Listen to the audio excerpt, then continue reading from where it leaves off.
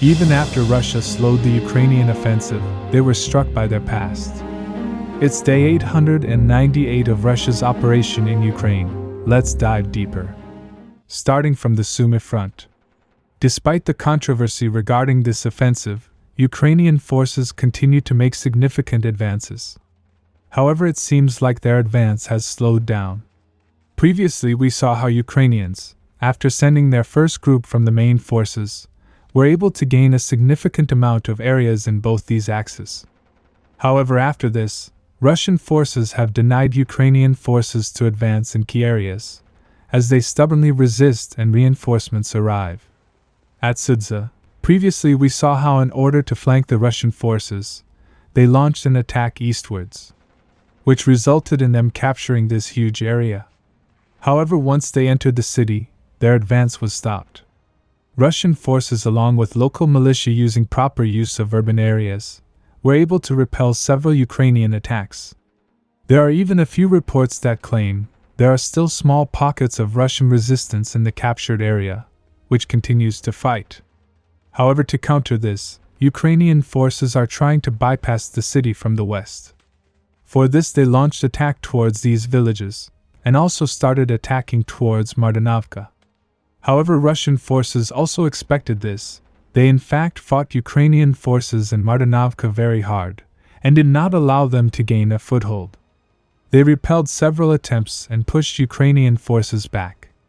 They understand that this area is too valuable to lose, as after the city, there are no major cities for tens of kilometers.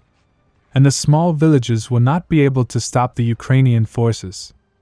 However, on the opposite side, Russians were not able to stop them.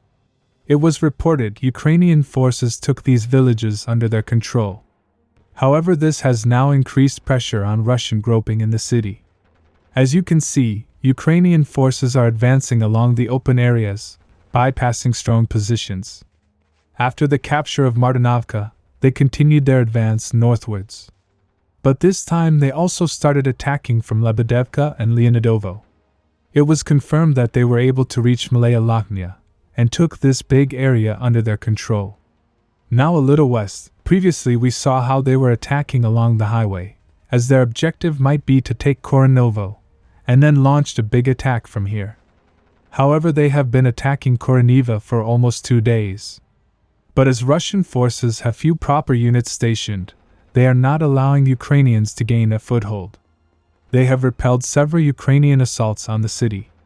Some sources reported this area was captured, but as these are open fields, many believe these are gray zones. Little west, Ukrainian forces were only slightly successful. Previously we saw how Ukrainian forces captured this huge area, after which they continued to expand this bridgehead westwards. It was reported they were able to take Snogast under their control. As you can see, Ukraine is having success, but their pace has decreased compared to previous days. Main reason for this is that Russian forces are arriving at the front. There are already reports that Wagner has arrived in Koreniva and is repelling the Ukrainian assaults. In addition, Bakhmut's special forces has also arrived. Russian sources reported special forces, after grouping in Soldezhka, have started clearing Ukrainian forces along the highway.